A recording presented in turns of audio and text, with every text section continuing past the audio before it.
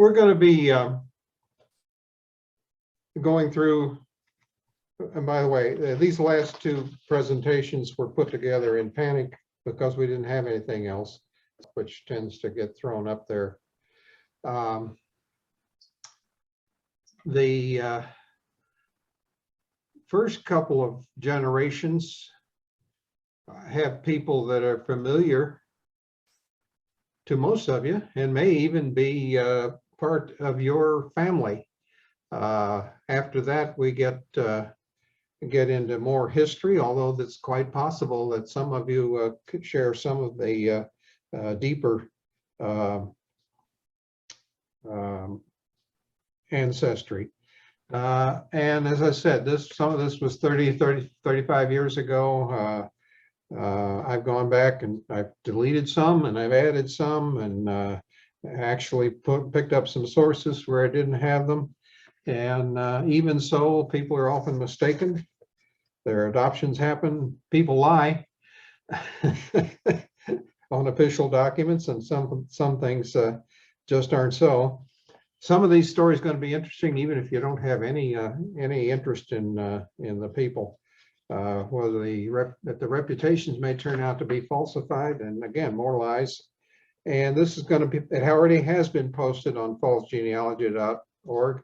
And feel free to interrupt and correct and extend the content, although not too free. Okay, we're going along here. You can see that this is my ancestry ethnicity estimate, and it's kind of misleading in that, I don't know, oops, all right. Can you see my cursor? Yes. All right. Much of what we're going to talk about today come out of England, France, and even Spain and Holland. And so a good deal of the ancestry that Ancestry.com thinks they know about are not going to be discussed here. And I know a surprising amount of German, but I'm going to have to get into the German research. A lot of people came from the Valentines and what have you. We're going to start my grandfather, Otis Henry Roy. I don't know, Tiara, you live in Georgetown. Otis was born in Georgetown. He was a glassblower, the profession of his father and his uncle, and a factory worker. He worked at Ford when the plant was in Louisville and was later an inspector at the truck factory. He was very involved in his community. He was a member of the town board, later president. He was a member of the Georgetown Christian Church and a deacon. He was fire chief. That was when the fire department was a pickup truck with a tank on the back. And he was water commissioner, bringing the water to Georgetown. He was a member of the Georgetown Masonic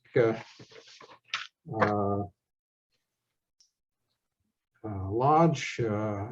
He was, to my recollection, a generally good man. I was also Parks Commissioner, so he came in contact with 2 or 3 generations of Georgetown youth. A better man than I. I wish I'd ask him more questions, but that's the lament of all of us who do genealogical research.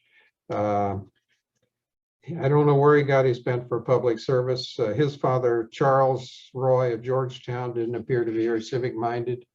In his retirement years, he was still up there shoveling the sands of the filtration beds at the water department when the reservoir was up on Baylor Weissman Road in the ravine up there. Grandma Roy used to blame the chlorine fumes for his later pulmonary problems, but he'd been a glass blower, a factory worker, and he smoked a pipe. So I don't know that you could do that. Some stories, he was up there shoveling the sands. One time a dead dog was thrown into the water filtration beds. I put a fence up after that. Georgetown residents complained about the taste of the water. I don't imagine they liked it very much. Town named a street after him. I used to send pictures, packages up there to High Street and Roy Drive. UPS would insist they were undeliverable. I said, you don't know the town, they will get there. Anyway, by the way, that shed is still there. That apple tree suffered a lot because I think the 3 grandchildren were up, grand boys were up in the tree, and we took out about half of it, bringing it down the yard. Next, we're going to talk about my mom. Well, you know, some of this is her obituary, and I didn't learn some of this until I saw it. She's like her father. She's pleasant, strong, and integrator involved. She was 1937 graduate of Georgetown High School. She moved to Lafayette in 47, from there to Attic, Indiana. The family then moved to Frankfurt. In 1965, I was gone. Mom was a member of the church in Frankfurt. She was a member of Eastern Star. Rebecca's Lodge District Cookie Chairman, Girl Scouts for 35 years, Golden Glow, Red Cross, Clinton House and Rehabilitation Activities volunteer. I used to tell her, you know, one of these days they're going to keep you. They won't let you go. And it indeed was true. And a Pink Lady at St. Vincent Hospital for over 20 years. She was an avid card player. That's according to her obituary, and she was. You get out a deck card, she's ready to go. One of these groups, I don't know whether it was the Odd Fellows or somebody, elected her a knight. I was never shown the sword and shield, but I suspect that she had one. She traveled the state in her tourist, closing down lodges no longer viable. She met many people. I remember being with her in parking lot far from home, and somebody come up and say, "Hi, Loli, how you doing?" They knew her. She met a lot of people, and they remembered her. She broke her hip on the way to church at 93, and that's the way most of us are going to go, is slipping and sliding. So be careful. Mom is my 8th cousin, once removed, as well as my mom, due to descending from a double 8th grandparent, Garrett DeWeese. We're going to move on here to the Sterrett side of the family. Uncle Bill was, if not self-involved in managing his career. He made sure his accomplishments were well documented. He returned from the war to take up his old job at the Department of Public Welfare. He became a 33rd degree Mason. The stories that Bill used a GI Bill to take dancing lessons. Well, I suspect it was to get it done. He had to claim to be trying to be a dancing instructor. But with social connections, a little competence, Bill danced his way up the ladder within the state. Governor Whitcomb appointed him Indiana State Department of Welfare head administrator. Bill brought Medicare and Medicaid to Indiana. He brought Ross Perot into implement the programs. Conservatives conceived a firestorm of criticism. He and Governor Whitcomb were jointly sued many times by the conservative majority in the state, and people thinking they ought to be giving away anything to anybody. But the strange fact is, Bill wasn't a Sterrett. He was born and married as William Ray Chase to Lucille C. King. Bill lived his entire life as William Ray Sterrett. And I don't know whether you can read this or not. I found his father's and my grandmother's application to marry, and you see his occupation here, traveling man. Well, indeed he must have been. I never heard of him. I don't know that Bill ever met him. So Bill and Lucille never had any children. He obviously channeled his energies to work, social interaction, and golf. Bill was the oldest of the family. Early family life was toxic. We'll see why to start with in a little bit. The Sterrett household consisted of an aging, long-widowed grandmother, a bitter, abandoned mom, and a troublesome sister. And Bill and my dad, maybe it wasn't always so, but visiting my grandma Sterrett was never looked forward to. They lived in New Albany. Bill left the house as soon as he could. My dad stayed till he was 29. I think my mother was resented for taking my dad away from the household. I never knew Bill was not a Sterrett till about age 20. My sister was surprised to find out from me some years later when I found Bill's marriage license. I was surprised to see he registered as a Chase. And I often wondered ever since when Lucille knew whether it was standing there filling out the license. He said, "Oh, by the way, my name's not Sterrett." Uh, but and anyway, he went back to being Sterrett as soon as they were married. And Lucille was from up in Rochester, Indiana. She met Bill here. I don't know when she moved here. I should probably nominate Bill to the New Albany High School Hall of Fame. He certainly made the most of his high school education and dancing lessons. And we come to Jesse. I've talked about Jesse before. Jesse's my grandfather. My dad never knew his dad. This was a source of much pain to him. Jesse was born in Rushville as a carriage laborer. He served in the Navy, World War I, November 9 to January 11, 1919. Family members were found in Michigan. They were surprised as I at finding them. He was last employed at Edison Electric, and you can see that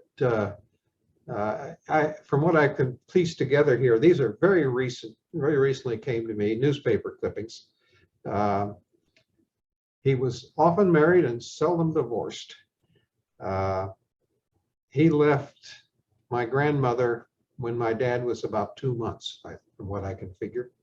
And he was married within 7 months or 8 months. To her credit, she found him and brought him to court. But that didn't end it all. He apparently served a little jail time, and I discovered the jail time at first when I found one of the kids of one of the wives. They said, "Where's the residence of father?" And it was in the Jefferson Reformatory. So what's that all about? But Bill or Jesse went on to, he didn't take these vows very seriously. He went on to marry a couple more times, as we will see. The last time, this woman right here, Helen Gladys Barnhill, who I never knew about until these clippings came along, that she was married to him. The judge annulled that because he was still married to Maria Prospernia, and even at this time, the presence or existence of my grandmother seemed to have been lost from the record when Gladys took him to court for the second time. And it looks like he may have served 3 jail terms for bigamy. You'd think he'd figure out how to do that, but so we know he had 5 wives and 15 children, but he apparently found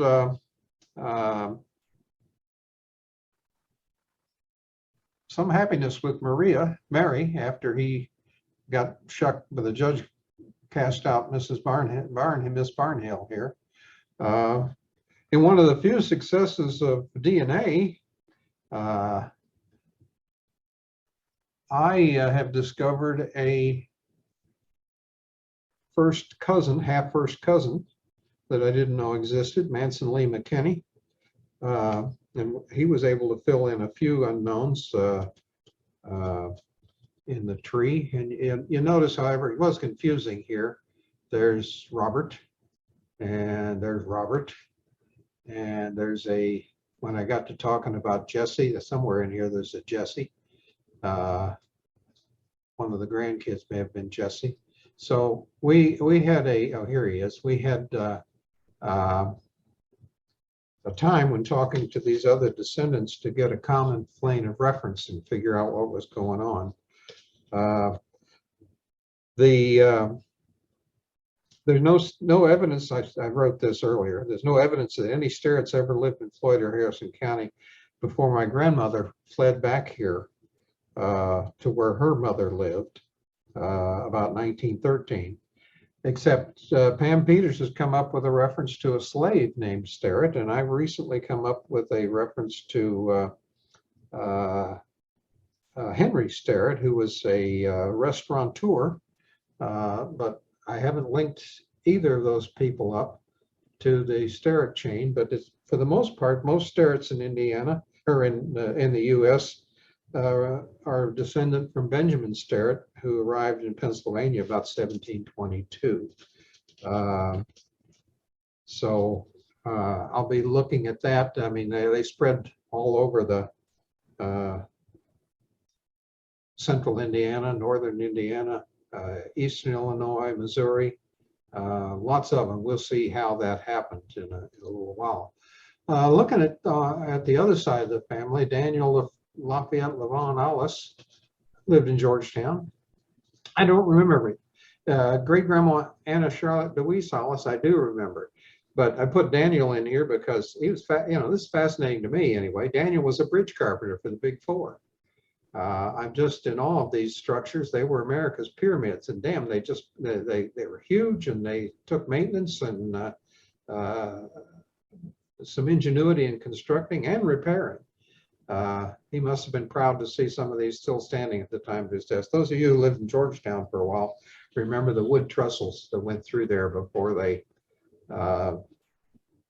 backfilled and put in concrete reinforced roadbed on the railway.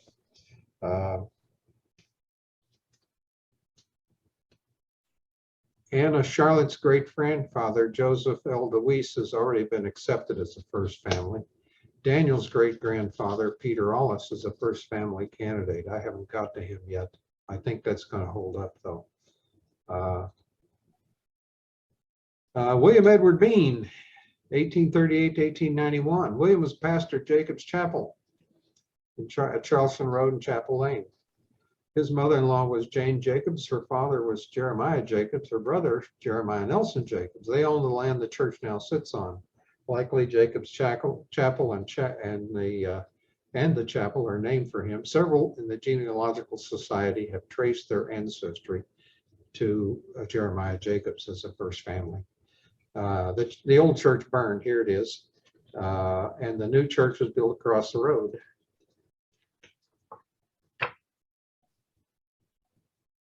We're going to go on to Leroy Jenkins. Looking up here, I initially didn't pay much attention to Leroy because he joined the 2nd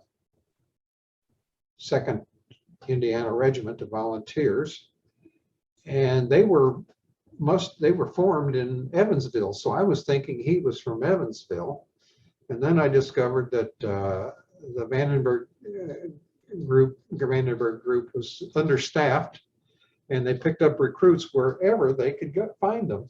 And so Leroy apparently joined in New Albany.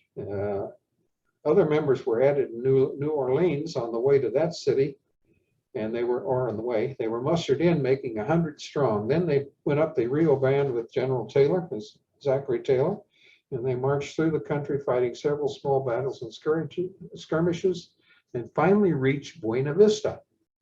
This company was part of the 2nd Regiment Indiana Volunteers, which is commanded by Colonel Bowles, who apparently has been branded a coward and made bad decisions anyway, and caused the death of a great number of the regiment, and placed in Captain Walker's company, a lot were killed. They were mustered out in 28 June in 1847 in New Orleans.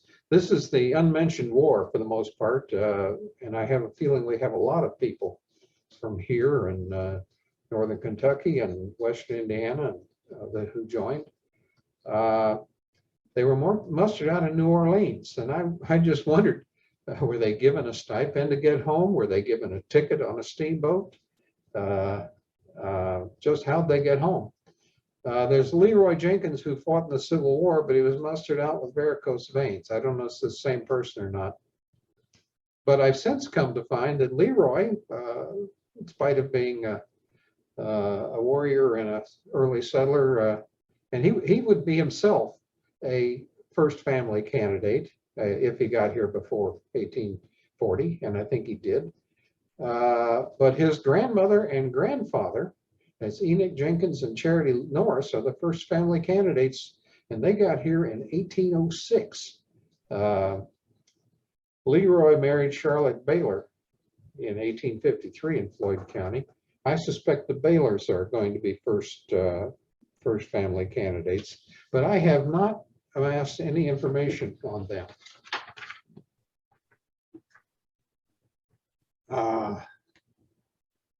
And I should have mentioned, we're going to come back to Anna DeWeese, and here we do it in that Anna was the only one of a great many of the DeWeeses of Floyd and Harrison County that were born in some place beside Indiana. And she was born in Texas. And I wondered why that was going. Well, I found out William Buford DeWeese, who's a fourth cousin five times removed, visited Texas on a keelboat excursion in 1819.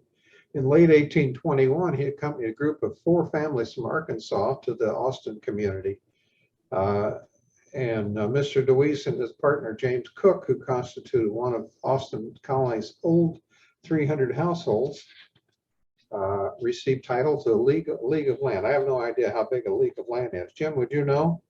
No. Yeah. So there were, as far as Austin, you know, Colonel Austin, Texas is named after him, but he was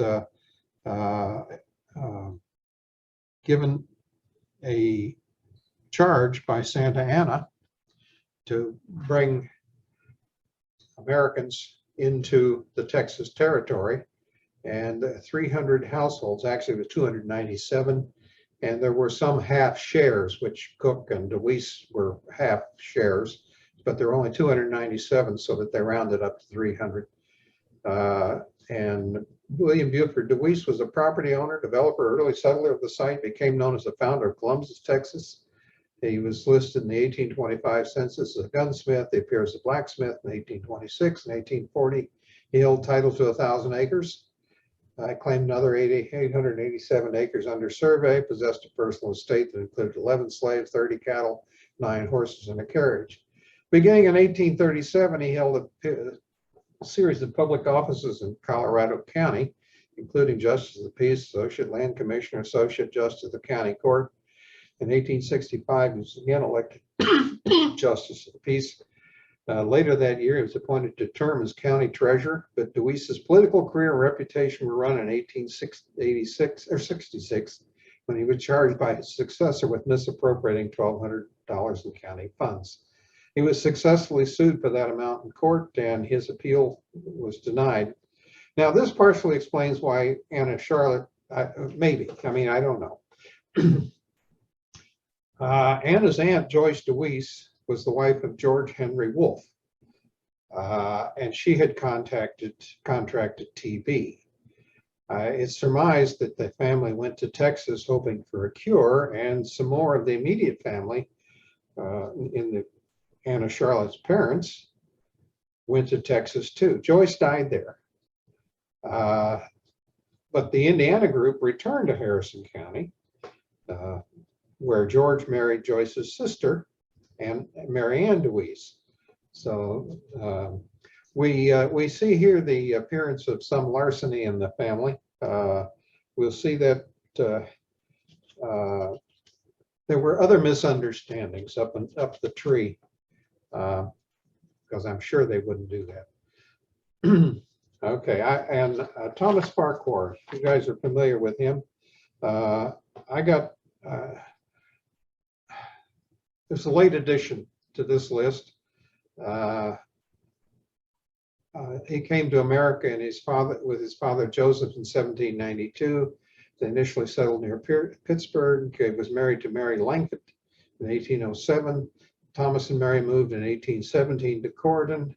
Thomas and Mary had 8 children. The last of 5 were born here. Thomas Farquhar lived in a large rambling home in the East High Street in Corydon. It was later torn down to build the Old Corydon Grade School. The house was home to a number of carpenter apprentices who worked the family lived with the family while learning their trade. Farquhar's barn was across High Street from their house.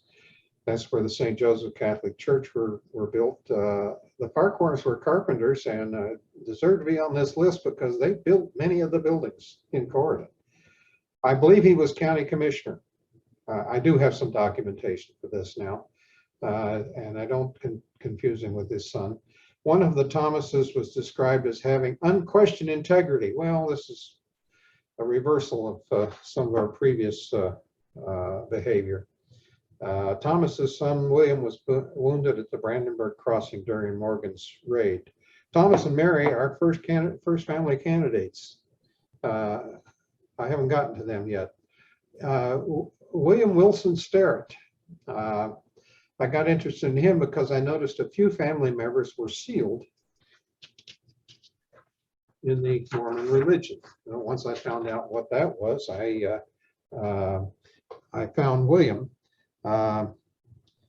William was hired out to marry Major Howard Egan in the spring of 1860 to go west to help protect the mail line, and also rode Pony Express until the fall of 1861. While in Utah, he met Brigham Young, who was one of the pioneers of the Mormon religion, according to the Butler County, Ohio records. He came back for his sister's funeral to the city of Hamilton. William had many adventures, performed several rescues, fought the Indians, and was ultimately named an elder of the church. In addition to his first wife, Sarah Jane Crandall, William took another wife in Utah. Now, Sarah Jane was an Ohio girl, so she had gone with the Mormons west earlier and was already a Mormon, apparently. So she didn't have what I would consider a resistance to William taking a second wife, which he did. I'm struck by how much he traveled. He went, in addition to returning to the Cincinnati area, he traveled into Montana, Colorado, and Wyoming. He was an emissary between Brigham Young and the U.S. government during the Utah War.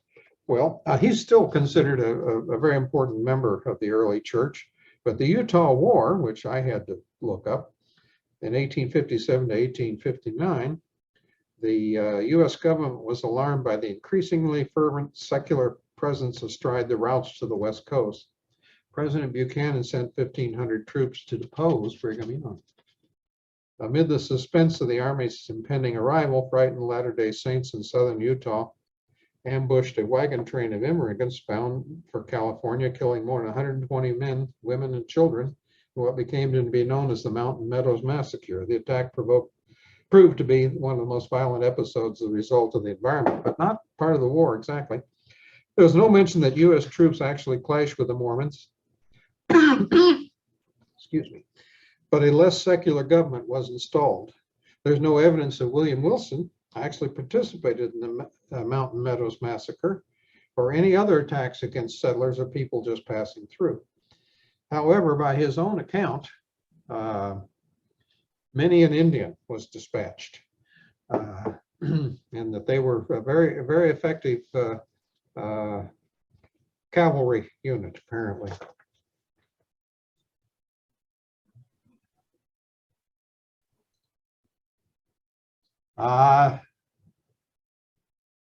Not exactly a direct relation. This is a second cousin 4 times removed, but Martha Jane Ellis, 1840 to 1936, was not a resident of Indiana, not a resident of Floyd, Harrison, or Clark, but she had 290 descendants. I thought that deserved notice.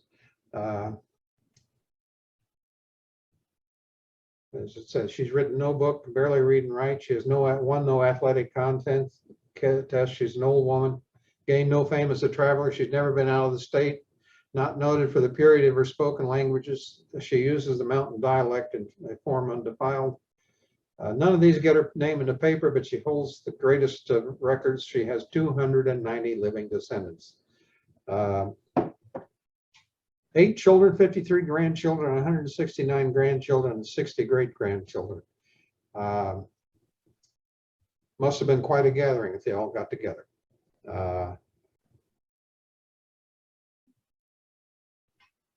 She married Jane, she was Jane Ellis before she became Mrs. Thomas. At 94 years of age, she, I guess she died in North Carolina, up near Asheville. I've got the continuation of this article if you're interested. It's all, this part is in the download. Martha was a daughter of Boston Ollis, granddaughter of John Schwansea Ollis, and a great granddaughter of Sebastian Ollis, who we've traced the Harrison County, Floyd County Ollis is from.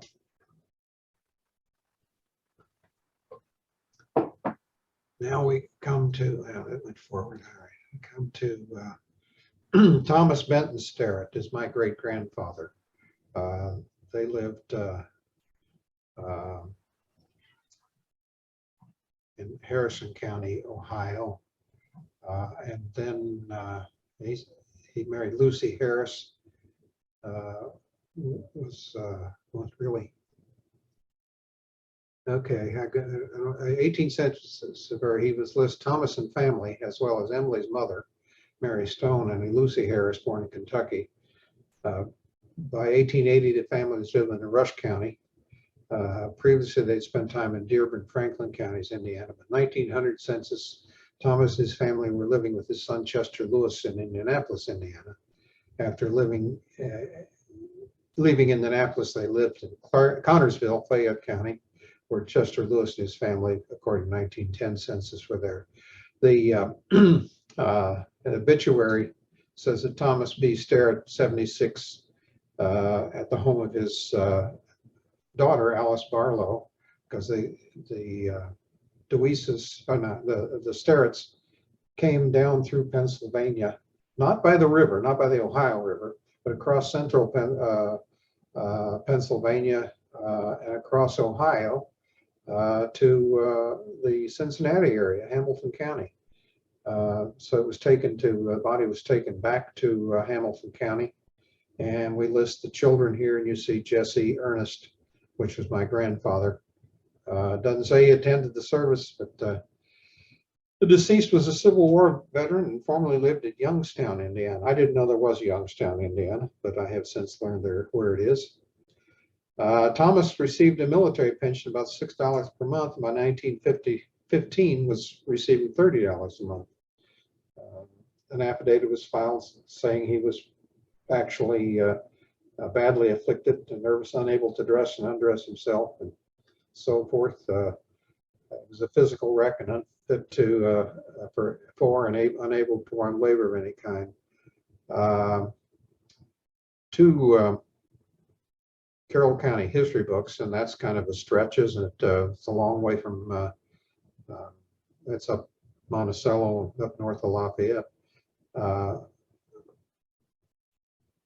Give reference that Thomas was wounded on April 7th in 1862 at the Battle of Shiloh, sent to the hospital, never returned to war. A musket ball entered his arm about 2.5 inches above the wrist, emerged about 2 inches below the elbow. And he had previously participated in the battles of Greenbrier and Allegheny. Thomas was also mistakenly arrested in 1864 as a deserter while home on leave, but it was later revealed he was on furlough. Thomas was married to Emily Ann Stone and had 10 children. I just throw that out there. You'll see what I'm talking about in the next slide. That's my great grandfather.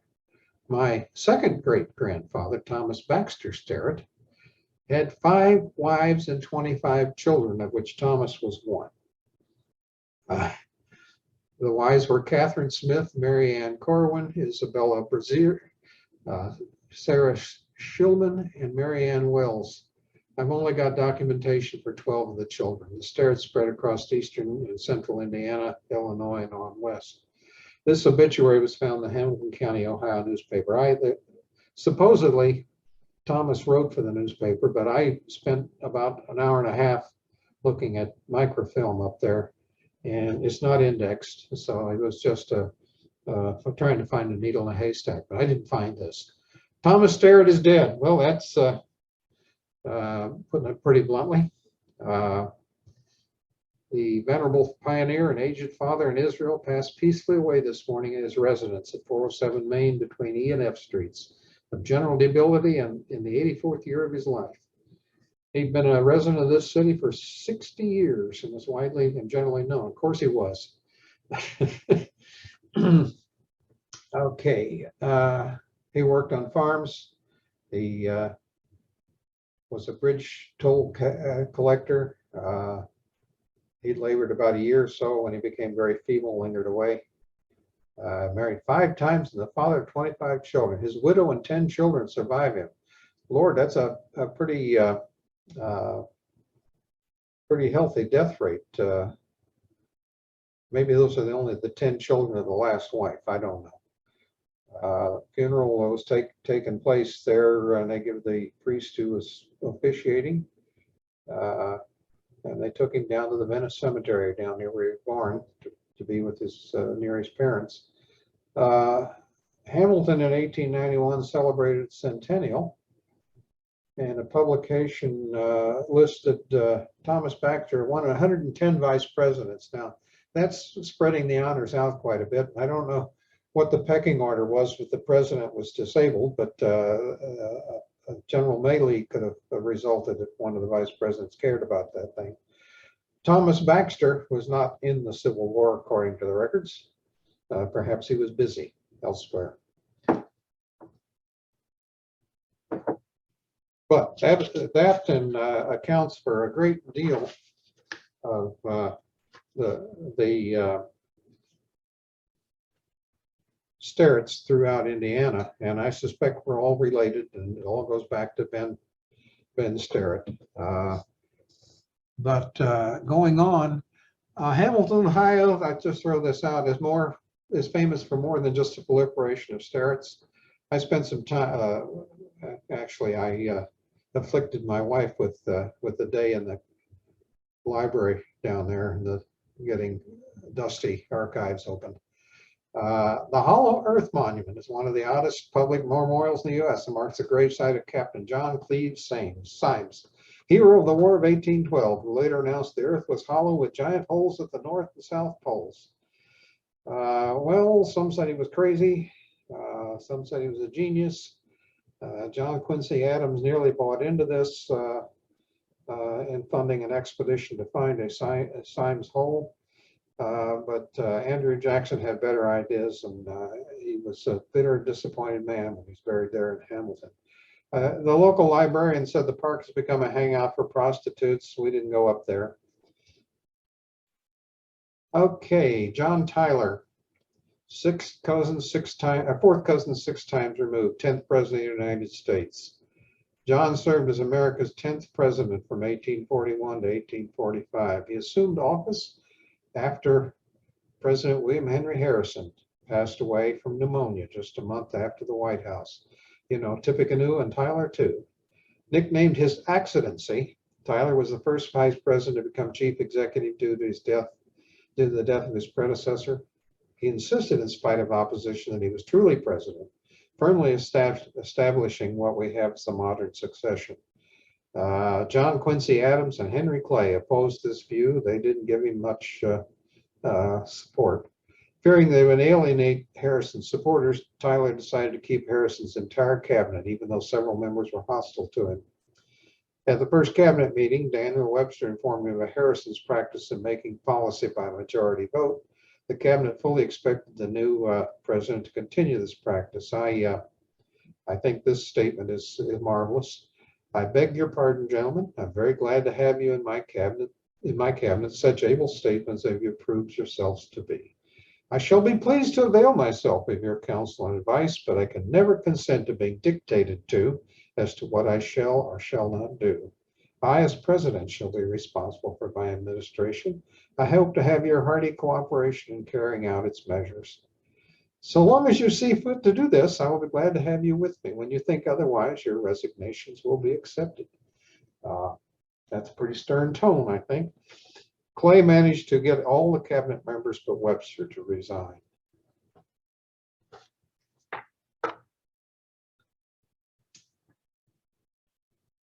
John Tyler was a Virginian, and he was a child of Virginia. He was in the legislature at 21, went on to serve the U.S. Congress, the governor of Virginia. He was the son of the South. He owned slaves. John was the first president to be widowed while in office, first president to marry while in office, first president to have his veto overridden. An impeachment attempt was made. During his presidency, Texas was annexed. He brought the Second Seminole War to an end. He increased the size of the Navy. He advocated the building of forts and advocated the assimilation of Native Americans. And he was disowned by both parties. He formed a third party, but was not elected to a second term. As the Southern states began to secede, Tyler, in early 1861, chaired an unsuccessful peace conference in a last-ditch attempt to preserve the Union. Once the Civil War began, however, Tyler voted for Virginia to leave the nation over which he once presided. He led the committee negotiating the terms of Virginia's admission into the Confederacy, and he won election to the Confederate House of Representatives. He died, however, on January 18, 1862, before taking his seat. The New York Times obituary noted he had left the presidency as the most unpopular public man that ever held any office in the United States. Some of his successors didn't think very highly of him. Harry Truman called him one of the presidents we could have done without. He has been called a mediocre man, but this is unwarranted flattery. And said Theodore Roosevelt, he was a politician of monumental lowness. John was once held to be the worst president. Subsequent office holders have denied him that honor. Being the world's worst or the world's best at anything is a title hard to maintain. I've been declared by various as the world's worst father and the world's worst husband. I think events have moved on to where I can't claim that anymore. I thought that title should have come with a trophy of some kind or a plaque, but never did. David C. Tyler of Floyd County is a first family candidate from the Tyler family. Any of you still there? Yes? No? I will continue. Yes. Alexander Boyd Sterrett, his first cousin 6 times removed. I was not at all interested in Alexander, and then I noticed that he was married to Martha Bowie, Jim Bowie's sister. And I thought, well, okay, maybe I should look more. He was the first sheriff of Cato, and he's another descendant of Benjamin. Alexander Boyd Sterrett. He's the first sheriff of Cato Parish. At the time, Cato Parish was carved out of Natchitoches Parish. He served as a Natchitoches Parish sheriff deputy in this area, and then being familiar with the area and already performing the duties of the sheriff in the territory, he was appointed the sheriff by Governor Edward Douglas White in January 1838. The appointment came despite some allegations of mishandling of local funds. According to state records, Deputy Sterrett, then a tax collector for Natchitoches, failed to pay into the Treasury $792.31 collected to him. You know, that's a lot of money then. He was ordered to do so with interest by the 7th Judicial Court and apparently did. After that, there appeared no further problems at all. And in fairness to Mr. Sterrett, there was no evidence of actual wrongdoing cited, only the alleged negligence in turning over the taxes in a timely manner. He had been both a public official in both Natchitoches and, I don't know, Rapidas parishes, and resided for a time in Alexandria. And his wife was Martha, the sister of Jim Bowie, Texas revolutionary who fell in the defense of Alamo. He served as the Cato sheriff, and that would be interestingly enough in its own, but then he died in a gunfight with a Shreveport merchant, Charles Albert Sewell, in 1840. According to court records, he entered the Sewell store demanding payment on a bill for shipment of paper that Mr. Sterrett, a merchant as well as the sheriff, had delivered to him. Sewell claimed shipment was short and would only pay part of the bill. Sterrett insisted, and the encounter turned violent. Sewell grabbed a 7-inch knife and threatened the sheriff with it. The sheriff grabbed the knife, but Sewell ran to the rear of the store and came back with 2 cocked pistols. Witnesses said that Sewell told Sterrett he was trespassing and ordered him out, but the sheriff hurled a Bowie knife at Sewell and missed him. he fired, killing him. Stuhl was indicted in state court for the murder of sheriffs. He reached a $20,000 bond, which was a huge amount. He claimed self-defense, and numerous witnesses backed him up. 2 attempts at convicting him were held in mistrials, and a third resulted in a dismissal of the case in 1841. Sewell was released and lived as a free man, a respectable Shreveport merchant for another 5 years. Sterrett was the Cato's first sheriff and the first and only sheriff of the parish to be killed, whether technically in the line of duty or not. It'd be another 79 years before Cato Paris's sheriff's office would lose another lawman to gunfire. Okay, Alexander was a great grandson of Benjamin Sterrett, the first Sterrett in the Americas, as we know now. This business of the knife, I don't know exactly where that is, but that's a knife. You know, that's a reference what Crocodile Dundee, also known as an Arkansas toothpick, but that's quite a night. Okay, we move on back to the Deweeses. William Farmer Deweese, 1740 1793, second cousin 7 times removed. The interesting thing here, he owned Valley Forge during the time of Washington's stay there. He's a famous colonel of the Pennsylvania militia who owned the iron forge on Valley Creek, known as the Valley Forge. And following the destruction of his property, because the British didn't really like that when they finally got up there to Valley Forge, Washington long since gone. He moved in with his family to live at one of his father-in-law's residences in Chester. William was a Quaker. The title of colonel was honorary. I don't think he fought in any battles. The house below, I've seen that house, became the quartermaster's headquarters. For many years, it was referred to in the National Park Service as the Deweese House. Don't know why they changed it. It is now known as the Potts House. Of course, William was married to Sarah Potts, had business with the Potts family, and I presume the father-in-law was the one he moved in with. And this painting here on the left doesn't quite match this house, but it's close enough. And this house purportedly was the one there. So the painting may have they may have added the porch, changed the gables and what have you.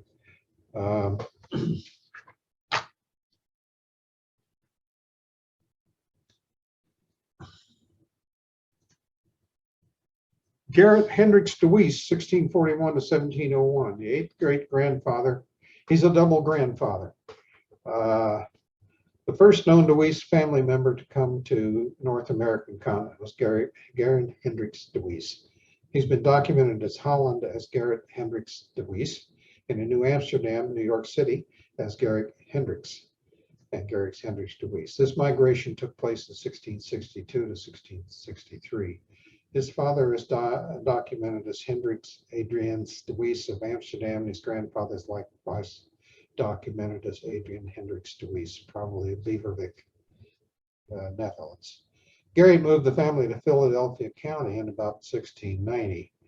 I didn't know what that was about, and I came across this. This was no doubt participated, but Garrett's participation in Leisler's rebellion. I had never heard of such a thing. Apparently fearing persecution of Protestants under King James, Garrett Hendricks Deweese and his company of 49 militiamen seized control of St. James Fort in New York. Upon removal of King James, 400 militiamen reaffirmed their loyalty to Britain. The fort was renamed Fort William. And still, it may have been prudent to get the hell out of Dodge and leave New York and go to Philadelphia. William Deweese is a great-grandson of, we just saw him, is a great-grandson of Garrett's. Margaret Snapp, who married to Isaac Richards here in Floyd, I think, is a first family descendant of Garrett. Joseph L. Deweese is a first family descendant of Garrett. I have documented Joseph. Ezekiel Deweese is a first family descendant of Garrett. That is a Donna Foster has documented him as a direct relative. The Deweeses proliferated in Philadelphia and Germantown area. They were active in the Revolution. They served on revolutionary committees, served as sheriffs and other elected officials, and in general were very, very influential, as we shall see here a little bit.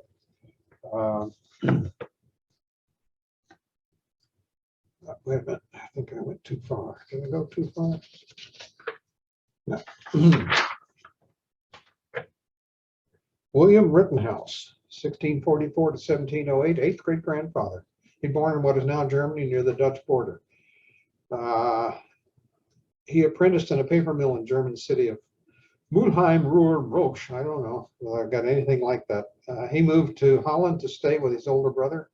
Here he learned the Dutch methods of fine paper making. He immigrated to Pennsylvania in 1688 with his son Nicholas. In 1690, he started the first paper mill in America. It became a major paper manufacturing mill in America for over 100 years and was carried on by later generations of Rittenhouses. It's pretty well documented. Actually, he went to William Penn, or one of Penn's sons, to try and get some money to help rebuild the mill after it was wiped out by a flood. But anyway, they came back and got the mill going again. William was one of the first German settlers in America, arriving 5 years after the first Germans arrived. He was a religious man, became the first minister at Germantown Mennonite Meeting House. He held this position until his death in 1708.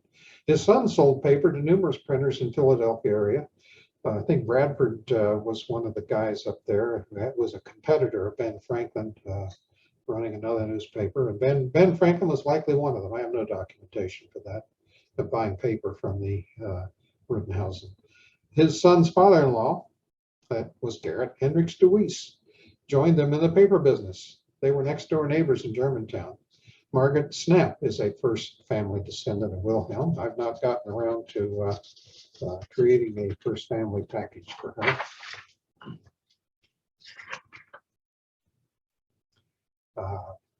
I think she was married to Isaac Richards. I mentioned that before. Louis Deweese, seventh great grandfather. Not much to say about Louis. He's kind of a black sheep.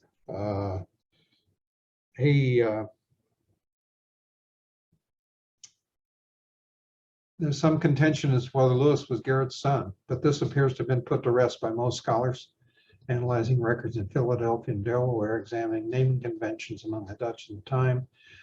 All the other Deweeses stayed in Pennsylvania. Louis decamped to Delaware. Now, I don't know why. I have no way of knowing whether larceny reared its ugly head or what have you, but he bought 300 acres, and later bought as much more. So in Delaware, he was recorded as a weaver in both states. He married Mary Wheeler about 1706 in Kent County, Delaware. And he was cited in December 1701, 1702 for not appearing in the Millicent Hundred region of Kent to help repair the roads.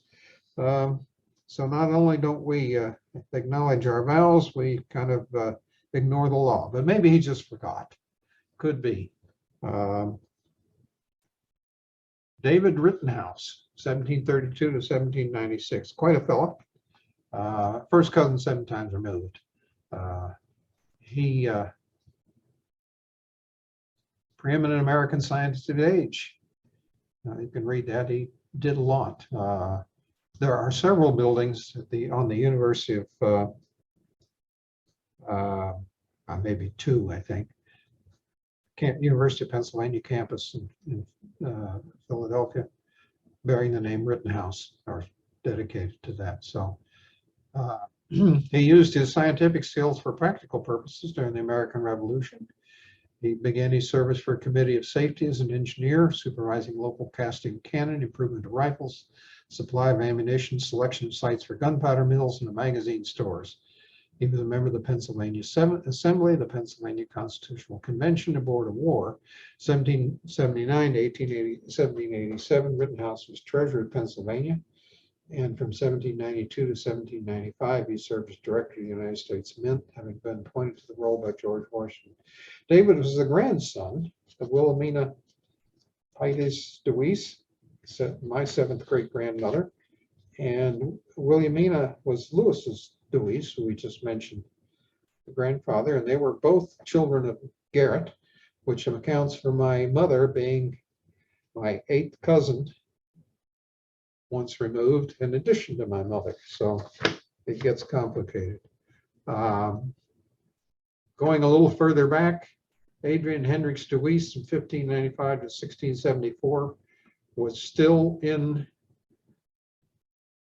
stayed in Holland. Yeah. He was at first a shoemaker, later one of the first brokers in art. He married Hilgant Govertz in 1615. They had at least 2 children, the aforementioned Hendrik Adrian de Wees, and married Adrian Johns in 1640, and Katharina, another child who married an engraver, John de Muger. There's documentation in Holland that Adrian had some business transactions with the artist Rembrandt in the mid-1600s, and probably put his paintings outside his shop for sale on the sidewalk. That shop is still there.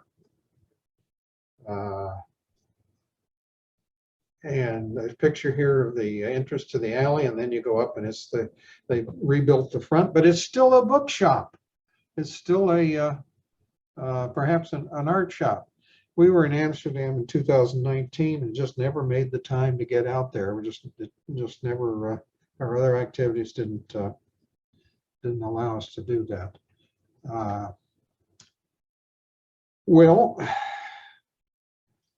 we move on to the Overmans.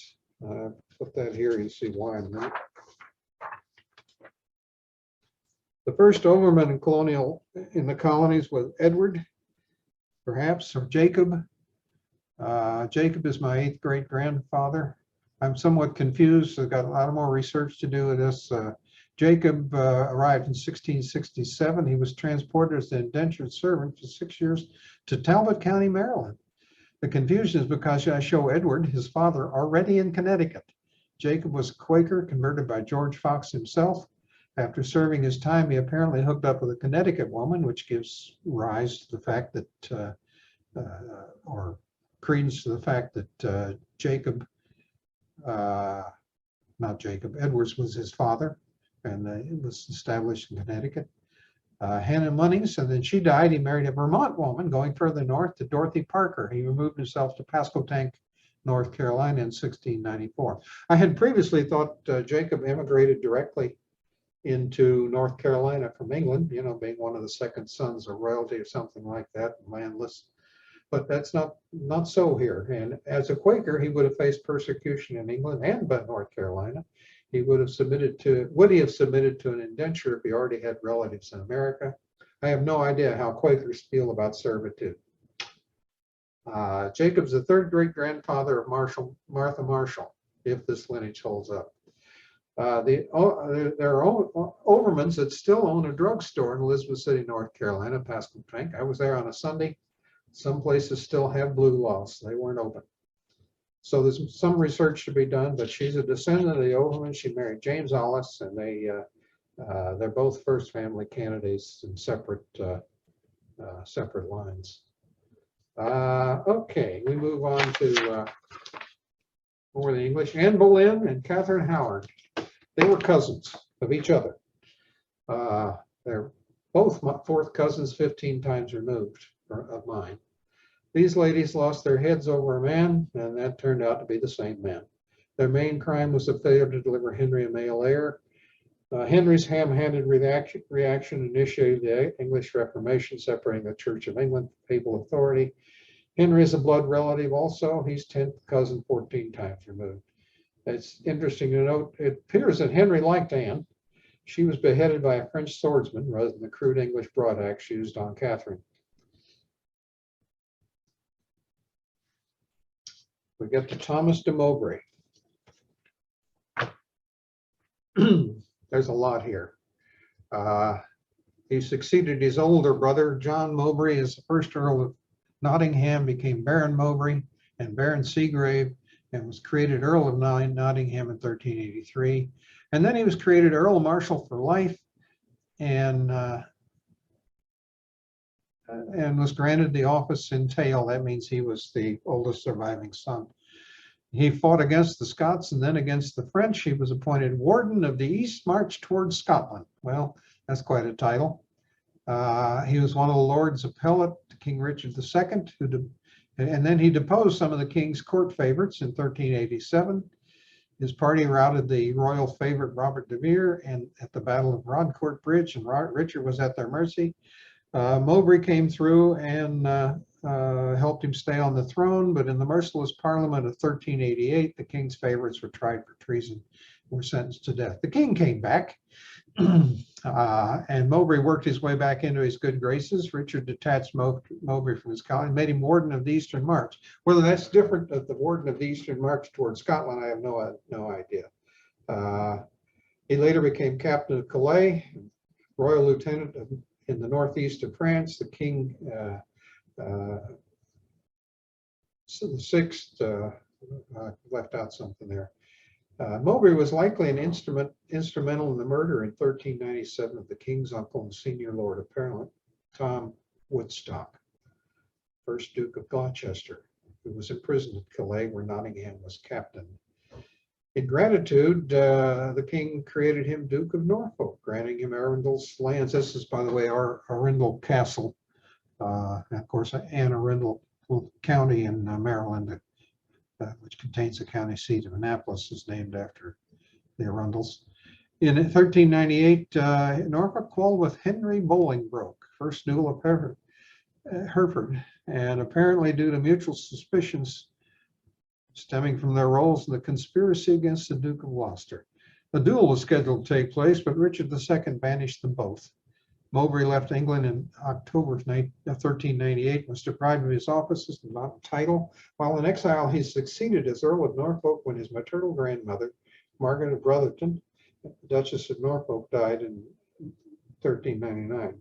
He died of the plague in Venice. Now, I've got conflicting things. Some say he died in Turkey, but whatever, he died in exile. Bolingbroke returned to England in 1399 and usurped the crown, became Henry IV. And the creation of Mowbray as Duke of Norfolk was annulled by Parliament, although Mowbray's heirs retained his other title. It's worth noting that Bolingbroke and Richard II grew up together. In other words, they were boys together. They palled around together. But he banished, and then Mowbray, obviously having served him well, he banished them both, but then allowed Bolingbroke to come back. If you go on the web and look for Thomas Mowbray, about half the references are critiques of Shakespeare's Richard II, where the first opening scenes are about Bolingbroke and Mowbray's banishment and their appearance before King Richard. Again, Martha Marshall's my third great grandmother and a first family descendant of Thomas. All right. Arlette de Falaise, 29th great grandmother. Robert, the young Duke of Normandy, saw her lava from the roof of his castle. That's another name for her, of his castle tower. As legend goes, seeing the Duke on his ramparts above, she raised her skirts perhaps a bit more, showed a little thigh, in order to attract the Duke's eye. The latter was immediately smitten, ordered her brought in as was customary for any woman that caught the Duke's eyes through the back door. She refused, saying she would only enter the Duke's castle on horseback through the front gate, and not as an ordinary commoner. The Duke, filled with lust, could only agree, but however, the lust well, if he could only agree, I suppose he could have commanded. But she came in dressed in the finest her father could provide, while sitting on a white horse, rode proudly through the front gate, her head held high. This gave her Leva a similar official status to the Duke's concubine. She later gave birth to his son William. Robert I never married Arlette, but married her off to a lesser noble, Herline de Cotteville. Their offspring were Odo, who became Bishop of Bayeux, and Robert, who became Count of Mortagne. They also had two daughters, Emma, who married Richard Legaz, Viscount of Avranches, and a daughter of unknown name who married William, Lord of La Varoche-Mèche. Billy didn't do too bad either. He crossed the Channel and conquered Britain in 1066. Again, Mary Marshall is the descendant of the tryst between Harlota and Robert I and William the Conqueror. Edglyth, Swanashell's Swan Neck Mistress, 25th great grandfather, a mid 12th century manuscript concerning the foundation of Waltham Abbey names Eatham Congonimentum Swanshells as Cubuculora of King Harold when recording that she recovered the king's body for burial after the Battle of Hastings. The later Vita Heraldi records that a certain woman of shrewd intelligence, either by name, recovered the king's body from the battlefield, chosen to do so because she loved him exceedingly and had frequently been present in secret places in the chamber. None of the sources so far identified suggest that Egleth Swanshells was the mother of 7 illegitimate children of King Harold, but this is assumed to be the case in secondary sources. Again, by the way, Edith's great-grandmother was Lady Godiva. Martha Marshall is my 3rd great-grandmother and a first family descendant of Edith. Going on, this probably was not as depicted. Harold was supposedly died from an arrow in the face, and his face was unrecognizable. So she'd been sleeping with Harold for 20 years. More than likely, the battlefield didn't look like that. Maybe, I don't know whether it's meant to be a fortress there in the background, but she probably wasn't adorned such, and she probably couldn't have recognized him if she found him. So she probably was saying, pull the pants down on this one, see if I recognize anything. But if William, who ordered the search? Well, if William, it was probably to have the body drawn and quartered with his head put on a pike for all to see. If the loyal followers, it was to preserve the body. Did they find his bodies? This suggests they did. There is a current controversy, just weeks old actually, with the paper trail and tradition suggesting that Harold's remains lie in an English churchyard. The priests are currently resisting exhumation. Remember a few years ago that Richard III, My Kingdom for a Horse, was found under a car park. So my 25th great-grandfather met my 28th great-grandfather in a 9-arrow battle at Hastings. The prize was England. William actually won. I wondered how I was related to both William and Harold. William Norwood was a descendant of William and Elizabeth Lygon, a descendant of Harold, married on 18 October 1569 and produced Eleanor Norwood in 1565. This is the first Norman Anglo-Saxon hybrid in my tree that I'm currently aware of. Eleanor's my 12th grandmother. All right. This next one's a little off the path, but in truth,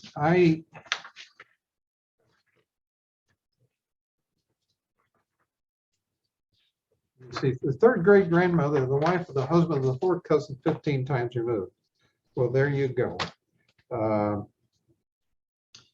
In truth, I came across this because, wait a minute, we've moved on. There we go.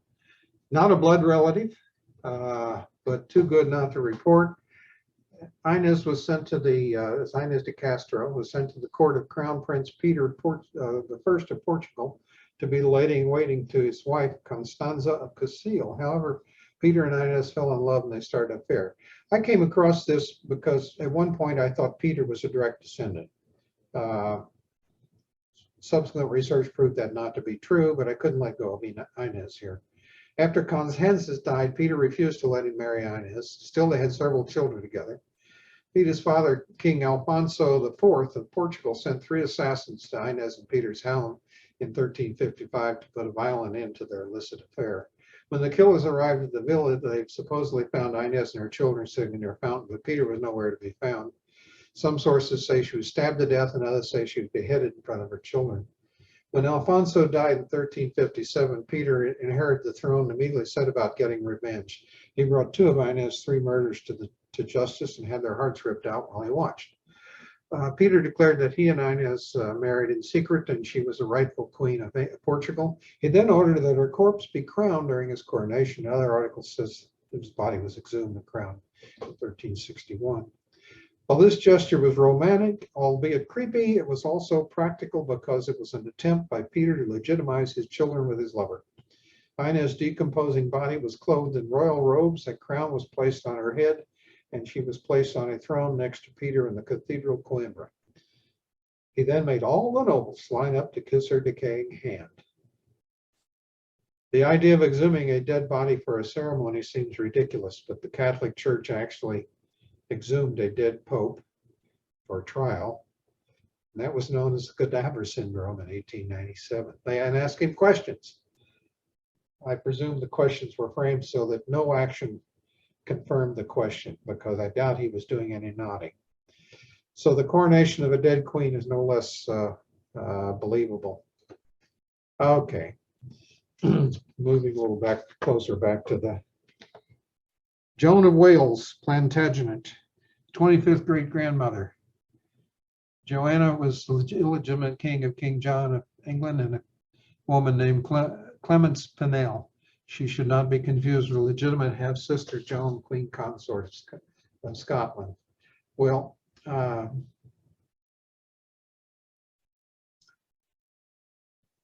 she is referred to as Regina Clementina. Was Clemence, Queen Clemence. Joan seems to have spent her childhood in France, as King John had her brought to the Kingdom of England for her wedding. She married Llewellyn the Great in 1203. Now, Joan obtained a papal degree from Pope Honorius III, declaring her legitimate on the basis that her parents had not been married to others at the time of her birth, without giving her claim to the English throne. And at Easter 1230, William de Braose, 10th Baron Abergavenny, who was Llewellyn's nominal prisoner at the time, was discovered together with Joan in Llewellyn's bedchamber. Bad news. William was hanged. Joan was placed under house arrest for 12 months. She was forgiven by Llewellyn and restored as a wife and princess. Joan was never called Princess of Wales, but Lady of Wales. She died in a royal home there on the north coast of Wened in 1237. Llewellyn's great grief at her death is recorded. He founded a Franciscan friary on the seashore opposite the royal home. The friary was consecrated in 1240. It was closed down in 1537 by Henry VIII during the dissolution. Joan's coffin is seen at Beaumarsh Parish in Anglesey. Above the empty coffin is a slate panel inscribed, "The plain sarcophagus, once dignified as having contained the remains of Joan, daughter of King John, and consort of Llewellyn, Prince of North Wales, who died in the year 1237, having been conveyed from the friary at Llanfaes, and alas, used for many years a horse watering trough, was rescued from such an indignity and placed here for preservation." That's not my spelling, as well as to excite serious meditation on the transitory nature of all sublunary distinctions. Anyway, back to Martha Marshall again as a possible descendant.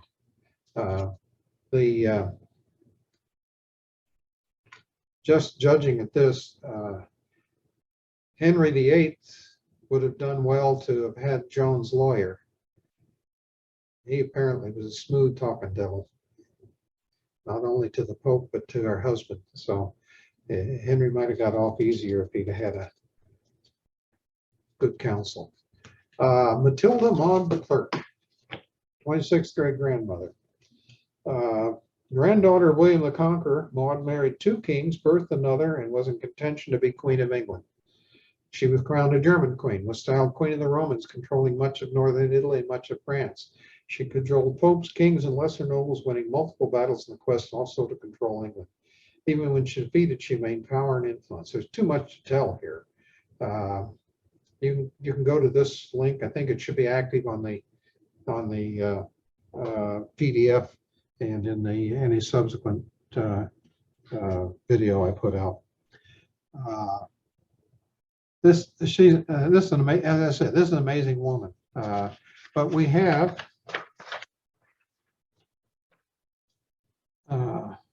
Maud's been enshrined in literature as the queen who hunted down the killers of Becket, Archbishop of Canterbury, and had them hanged. I don't know whether that's true or not.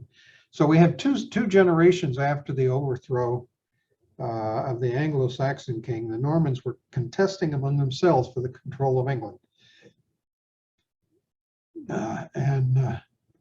Empress Matilda nearly made it happen, that she was Empress Maud, they call her, was going to control all of England, but it didn't happen. Even in defeat, she maintained the power and influence. We've got a number of females. Joan of Arc is probably the most famous female warrior of the medieval period, but there were many others, including Empress Matilda, who, armored and mounted, led an army against her cousin Stephen. Stephen is over here, down here. Also, yeah, so you can see that on the chart. So this is one grandma you didn't want to talk back to, I think. I wouldn't want to get in an argument with her. But it's amazing. I mean, well, we all know that. The women were chattel, pawns in marriage, and still to be reckoned with. So, Fulk V of Anjou, 27th great grandfather. It's obvious what my interest here was. I would have gone by this, but he was king of Jerusalem. He got there by circuitous route. He married, he was the son of Count Fulk IV and Bertrade de Montfort. Bertrade deserted her husband and bigamously married King Philip of France. Again, those vows don't seem to be very binding. Fulk V became Count of Anjou upon his father's death. He married Emmegarde of Maine, and cementing the Angevin control over the county of Maine. He was an originally opponent of Henry I of England and supporter of King Louis VI of France, but then he allied himself with Henry and arranged for his daughter Matilda to marry Henry's son. Fulk went on to a pilgrimage in Jerusalem. He became attached to the Knights Templar. He returned late in 1121 after he began to subsidize the Templars, maintaining 2 knights in the Holy Land. Much later, Henry arranged for his own daughter Matilda to marry Fulk's son Geoffrey V, which he did. Fulk was preparing to return to Anjou when he received an embassy from King Baldwin of Jerusalem. Baldwin II had no male heirs and already designated his daughter Misselinda to succeed him. Baldwin II wanted to safeguard his daughter's inheritance by marrying her to a powerful lord. Fulk was a wealthy crusader, an experienced military commander, and a widower. His experience in the field would prove invaluable in a frontier state, always in the grip of war. I've never seen this map over here to the right. It's interesting. We hear about the Crusades, and we earlier had, well, we will get to that. I think a 9th Crusade. I don't know how many were there, 11, 12, I don't know. An awful lot of travel back and forth. I don't know how they got there, overland or by ship, probably by ship, and a lot of contention, a lot of money poured into it. Fulk held out for better terms rather than mere consort of the queen. He wanted to be king alongside Misselinda. Baldwin II acquiesced, and Fulk abdicated his county seat to his son and left for Jerusalem, and where they were married, and making her son, by making her sole guardian of her son Fulk, Baldwin III, born in 1130. They became joint rulers of Jerusalem with Baldwin II's death in 1143 while king and queen were in Acre. Fulk was killed in a hunting accident. Again, Martha Marshall's the descendant here. Now,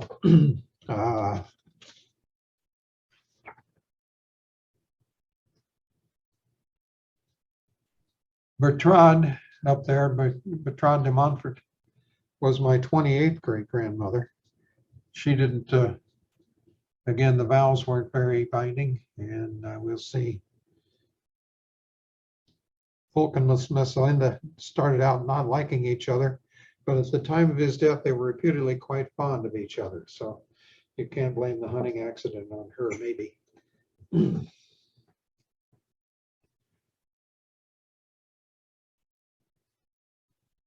Rollo the Ganger, 32nd great grandfather.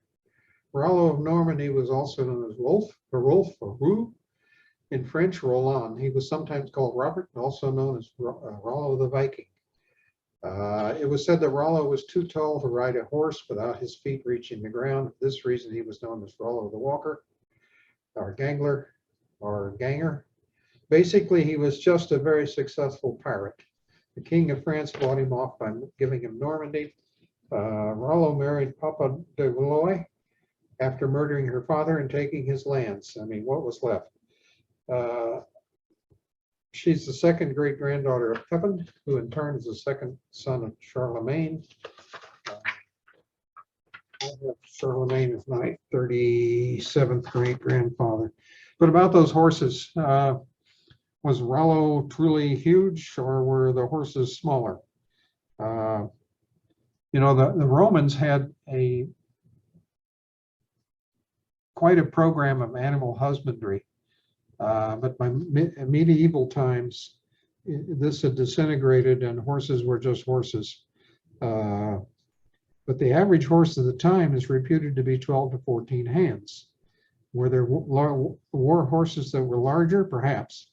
But it was a matter of pride to a knight that he be able to fall into his horse in full armor without touching the stirrup. So a big horse is not necessarily an advantage. This arose not from vanity, but necessity. A knight who became unhorsed was vulnerable if unable to mount by himself, or if he had a squire by him, and if he got on horse twice, he probably wasn't going to have a squire by him. So the typical European horse of the time would not appear to be much different than a modern horse. So maybe Rollo was the Goliath of his time, or, you know, has anyone ever seen Shaq O'Neal on a horse? I doubt it. I'm perpetually amused at Shaq's assertion that he has shoes with more room than most compact cars. That's probably true. And Rollo is entombed. Oh, by the way, the subject of marriage here, I don't know whether there was clearly after murdering her father, she'd probably given two choices. You can follow in the footsteps of your father, or you can retain most of what benefits you had under him by marrying me. But we'll never know, I suppose. Rollo is entombed here in Rouen in a church. It'd be interesting to measure that sarcophagus and see if it was bigger than what we might expect. He is the subject of a Norwegian TV series, and there may have been some artistic license there. Well, that pretty much wraps it up, and I'm sure if any of you are still there, it may be thoroughly glad. Now, you can, of course, if none of you have been there, you can go to the website, see recorded programs. I've already got that PDF out there. I've got a grandparents list, a couple of months old now, so I've added some to it, taken a couple out. Of these 3 or 4 early generations, you may find folks that are common ancestors. Richards, Pinchback, Littell, Jenkins, Jacobs. And they may actually be your ancestors as well. If so, let me know.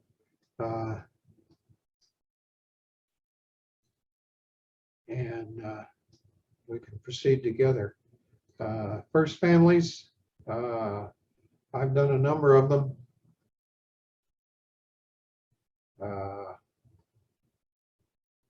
Oh, I did marry Pinchback. I did marry Pinchback because there are no other Pinchbacks that came to Indiana that I can tell. The rest of her family stayed in North Carolina or South Carolina. And so while she married into the Jacobs line, and that goes back further.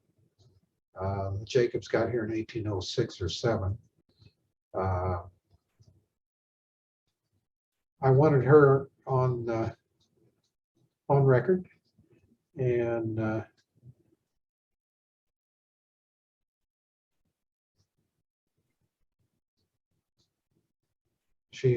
daughter was born here in 1815, so they're well before that. And the ancestors of Mary go back quite a ways. I've got some research to do there.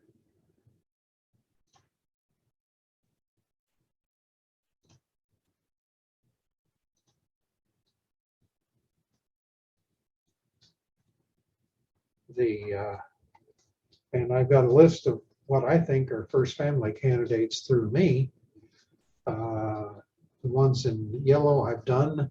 Well, actually, I've done John Strange. Nobody's verified it yet.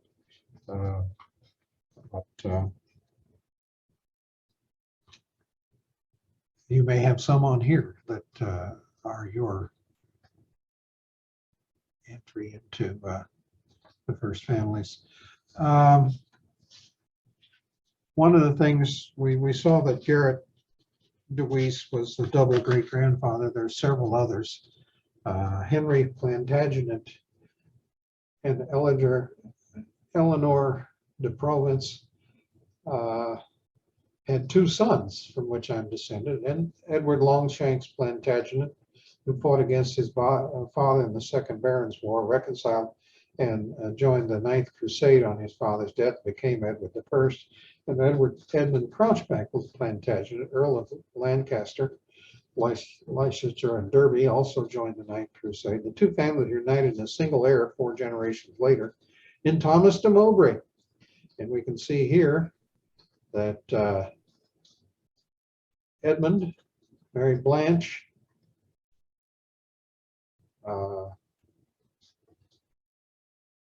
Father Henry and Maud, Joan Plantagenet, John de Mowbray, and then all the way down to Thomas. And down here we see that Edward married Marguerite Capet. And down here we get back to Thomas de Mowbray. So we had a loop there, which complicates the issue. I don't know whether I mentioned the father of Joan, the one with the horse trough for a sarcophagus, was the John of the Magna Carta, and was not prepared to. I think he was John Landis. He wasn't expected to be king. He wasn't a very good king, but stop sharing here. See how many of you are still with me. Well, a couple are. Kathy went away. Tiari did away. Ken, Yeah. you're to be congratulated. Or bored. Why don't you run some trains around on the track for us? We get something through. It was quite interesting, I tell you. Yeah, I thought it would have some interest no matter what. And some of that was fairly new to me, even though I did it 30 years ago. It came back to me as I was surprised at how much stuff I had. And I wanted to, I would hope that Kathy has disappeared too. She went off to find something to do.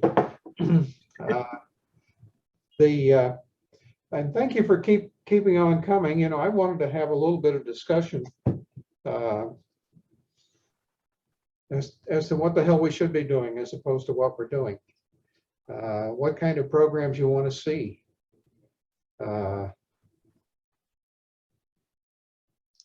And you know, with technical programs, and you can only do so many of those. And those tend to put some people asleep. You They know, for are that, a little interesting, but like you say, they can get to be boring. You're back.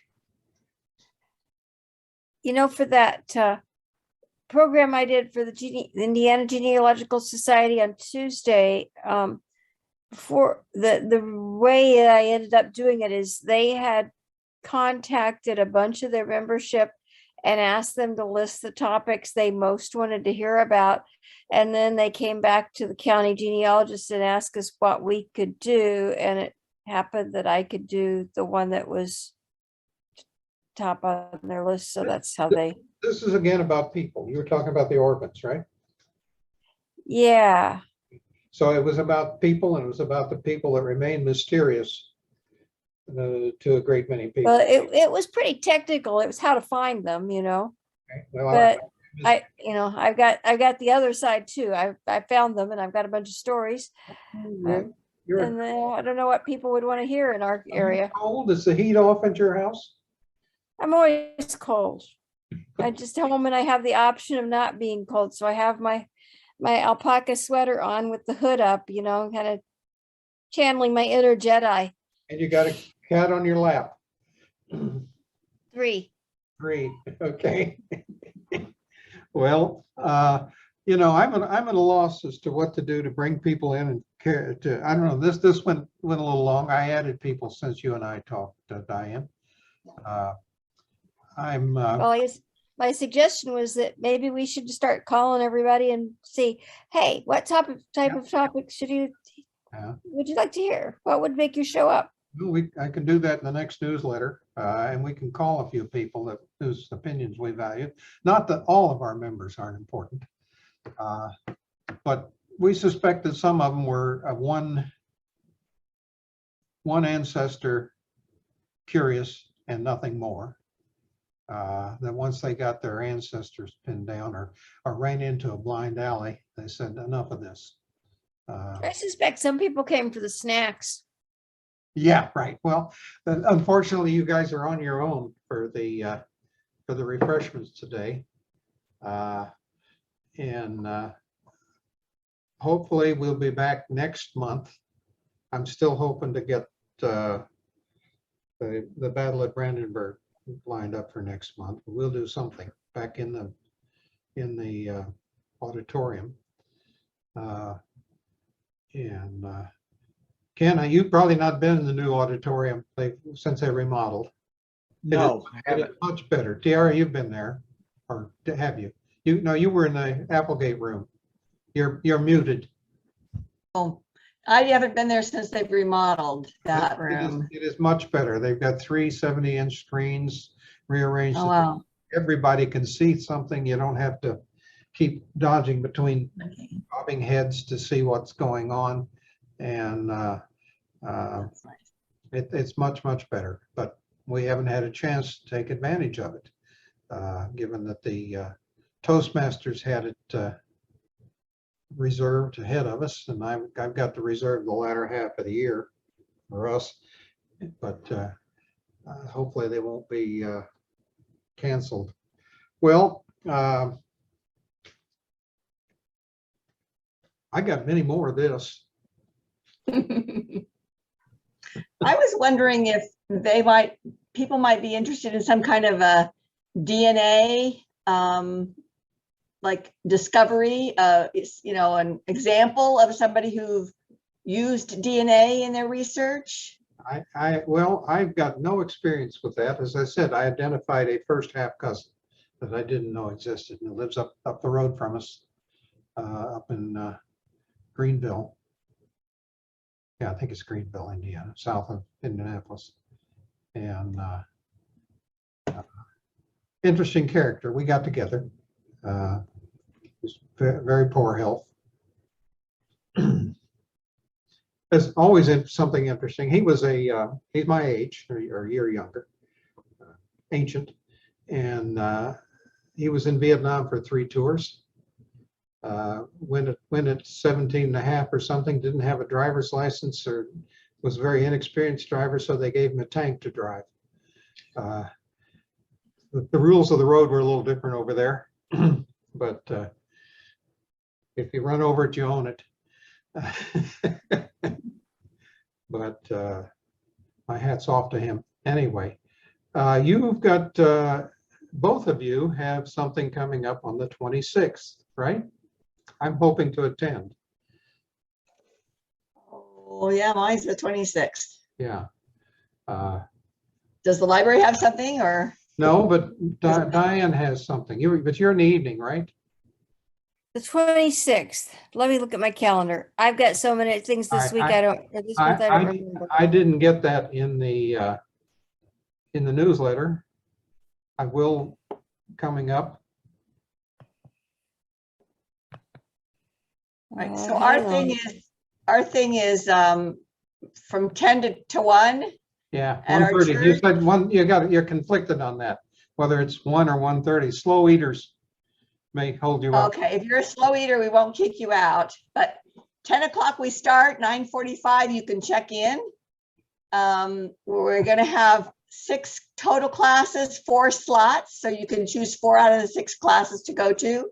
Okay. We're gonna have a kind of a detective thing where you can go around and test your skill, see if you're going to be a rookie detective or a master detective.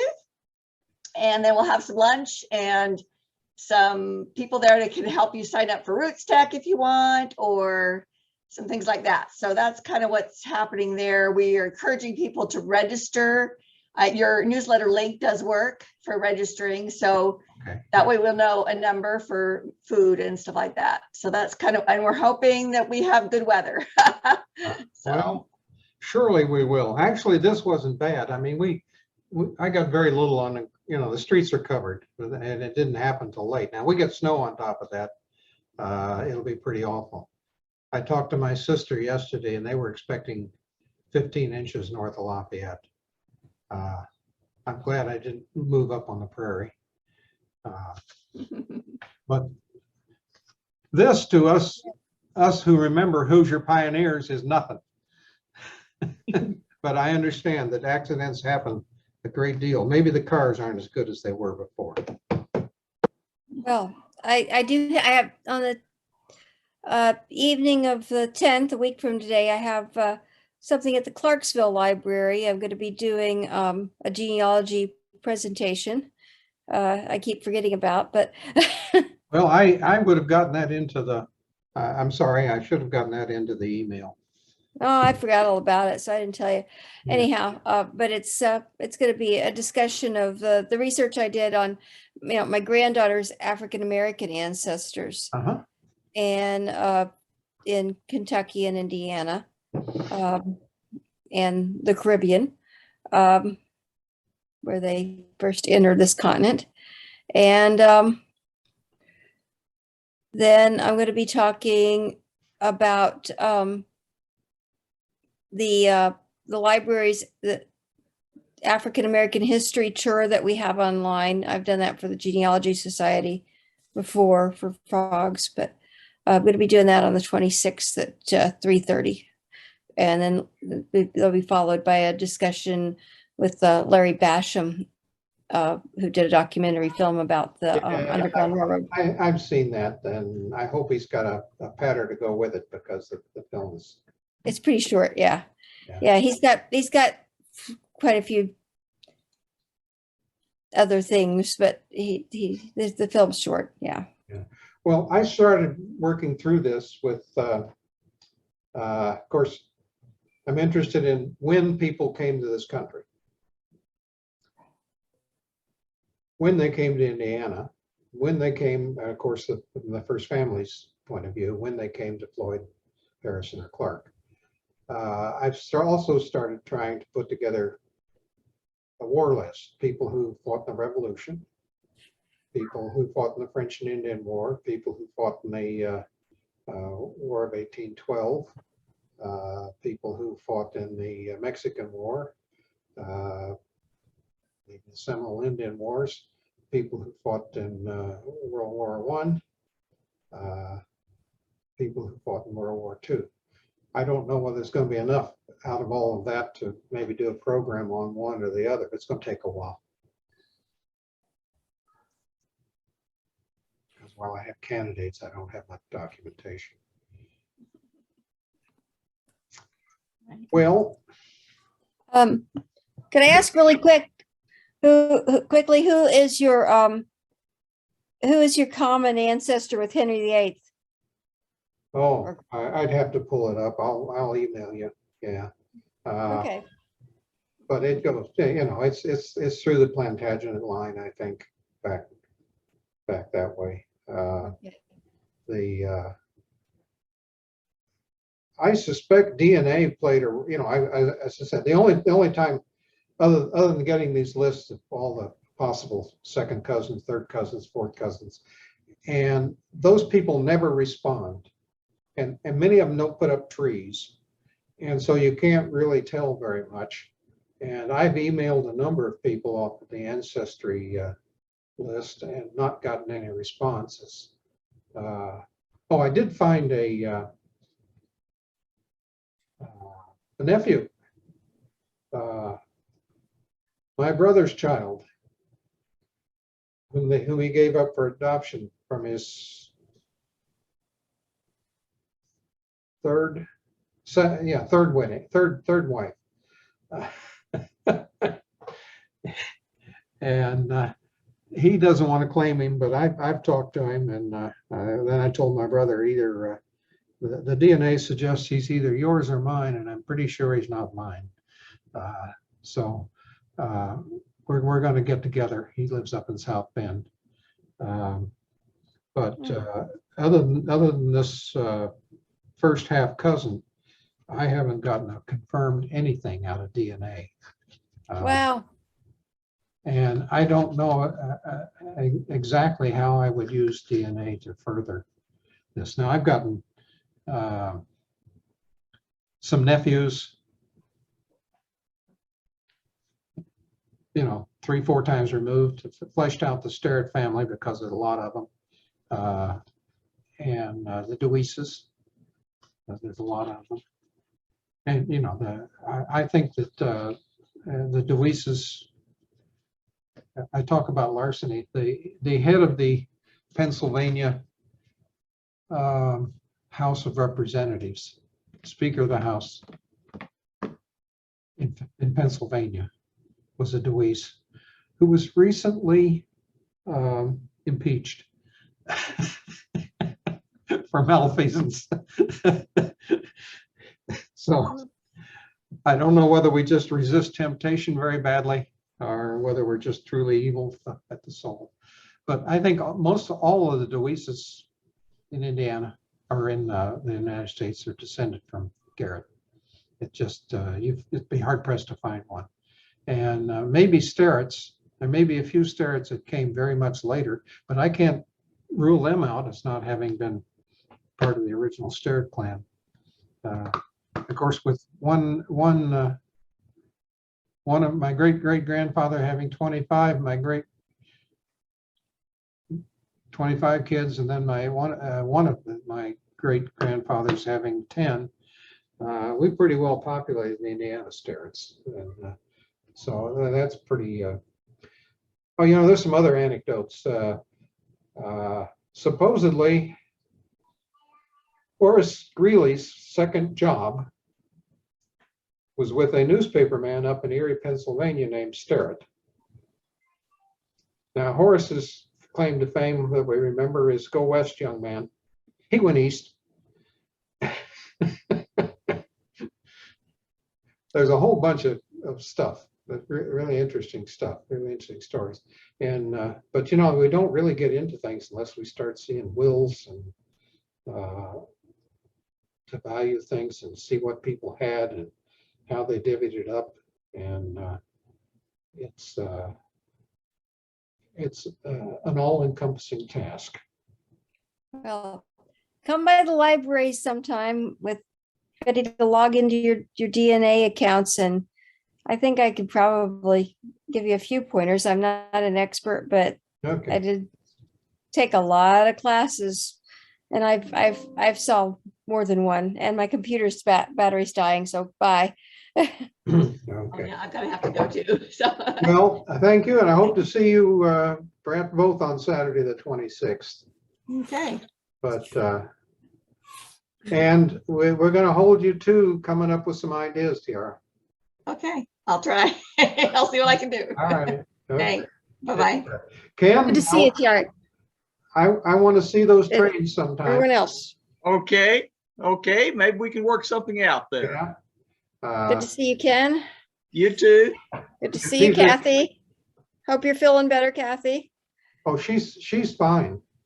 Good. She's chafing at the bit. She wants to be all over the place infecting people. Well, I can understand it, at least the chafing at the bit part. I didn't like it when I was grounded with COVID either. So All right, take care. take care. Thank you for coming. Ken, I knew, oh, there's the kitty cat. There goes my battery. So Yeah. You know, I knew a fella had an O-gauge route, his entire basement.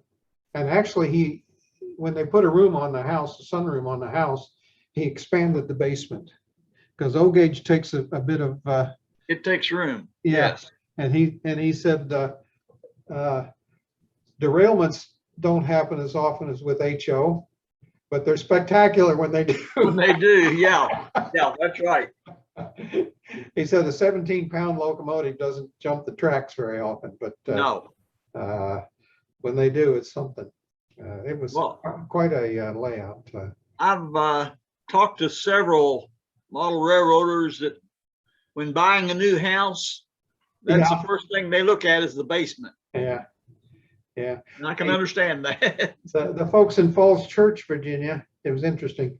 And you know, there's a lot of people participate on different levels. I mean, the electronics, the scenery, and some of the operations and what have you. These folks had an HO route, but they had a narrow gauge track that went to a coal mine. Okay, And they had worked it out. They had an elevator in the back. They would bring down full cars and they would disappear. And then a train would come back out with empty cars. The elevator would take the full cars back up. And they would take the empty cars back up and then pick up the full cars, and the elevator would bring the I only watched that in operation a couple of times. It was a marvel, just a marvel of engineering. But and then I've seen some that they actually attempted to animate the roadways, yeah, animated cars, and this it is is definitely changed over the years as Yeah. more of it becomes computerized and everything. yeah. It's as all consuming as genealogy. Yeah, Yeah. yeah, agree with you. Yeah, I had to resist very much here in putting together this stuff because I come across something and the temptation was to follow that rabbit hole. And That can get you in trouble sometimes. I knew I'd never get back. Yeah, All right, thank you for listening. all right, take care. I'll Take care. see you as soon as I can. Okay, bye. Bye-bye.